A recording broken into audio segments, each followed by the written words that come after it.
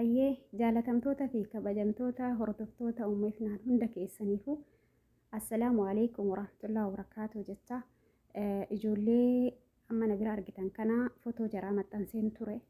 Footoo san irratti koomentiin hedduun isaa ijoolleen hin jiranii hin qabamne warra jedhutu baay'ata.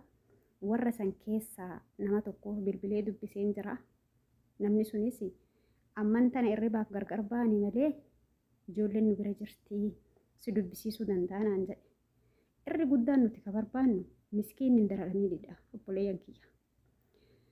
Footicha san bakkeen hin fudhadhe viidiyoodhaan TikTok irratti gadhiifamee ture. Gizee viidiyoo san yoo daawwattanii jiraattan viidiyoon sun ka'ee jira garuu nama hedduu sheer godhee garuu ka'amee jira. Ani viidiyoo san sheer wanni isinii godhuu dhabeef ofii kiyyaa mimmaa qabachuu dadhabe. Maaliif yoo jettani ijoollee tan akkuma argaa jirtani nyaatanii garaa isaaniitiin qabanii.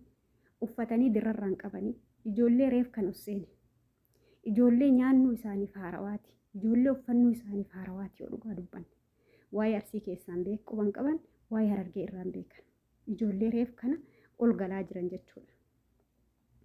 Jara kana laalee akkaataa ijoolleen tun tattaatu viidiyoo san keessatti arginaani garaan koo na dadhabeeti footoo isaanii kana irraa kaafadhee maxxansee jechuudha. Walumaa gala irra guddaa ijoolleen nuu jiraachuun na gammachiisee jira. Ammallee rabbi harka hamaa isaan hin buusin. Ijoolleen akkanaa misaakiin akkanallee rabbiin isaa waliin haa jiraatu. Wanti isin beekuu qabdanii mucaan amma ijoollee tana irraa waraabbate akka istirii dhagayetti sagalee san eege irraa deeme sagalee itti dabale malee qullama kana sagaleen alatti waraabbate jedhan ijoollee bira dhufe.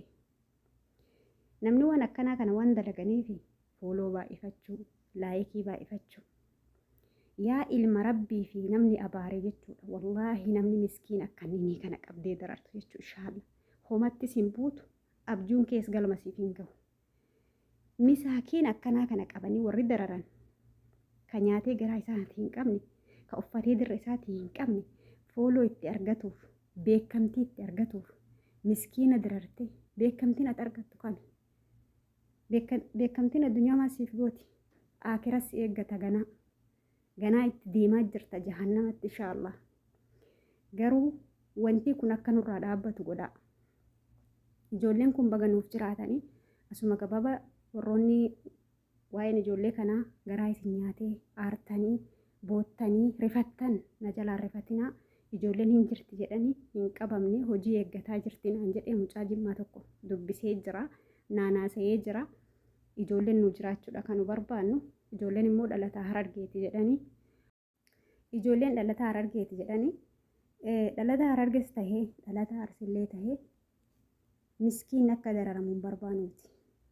Ka'an dhiira jedhe, ka'ani jagna jedhe, ka'ani gootaa dandeettii qaba, beekamtiin argachuu qaba, fooloo baay'ifachuu qaba, laayikii baay'ifachuu qaba jettu isa gastii gubbaa taa'ee nyaatee dhuge. Muka ifa keessa taa'ee ifaa keessa taa'ee akka gaarii garaa isaa guuttatee as bahee Arsiin akkana Harargeen akkana jedhu san qabiitii nutti as fidi. Miskiina karaa deemtu immoo nurraa akka hin qabne. Uummanni keenya waan kanarra dalagaa. Rabbuma keessanii jedha. Warri ani Oromoo jettu, warri ani sheekota jettu, warri ani beekaa hayyuu jettu. Suuraa ijoollee tanaa laalati. Kanuma akkanaa kanattu qabame ijoolleen tun hin qabamne alhamdulillah ammallee rabbiin qabiin rabbiin riskii haa baasuuf. Kanuma akkanaa kana kan makiinatti hidhanii lafa harkisan sunis kanuma akkanaa kana kan mukatti fannisanii zoorsanii ija keessan duratti gasti irratti macaroo jaraa akkasitti bimbiinxan sunis ka dhagaa irra tuulanii aylaali jedhan sunis miskiin akkanaati malee ka nyaatee garaa qabuu miti ka akka gaarii jiruu miti. Kana beekuu qaba hayyoonni Oromoo. Nutti ilaalina waan kana nurraa dhaaba. Rabbuma sodaadhati. Ani kanuman dhaammachuu barbaada. Footoo ka maxxansee fi viidiyoon argee viidiyoon sun isinitti maxxansu jedhee garaana nyaatee suuraa ijoollee maxxanse. Waan nan ijoolleen jiraachuudha.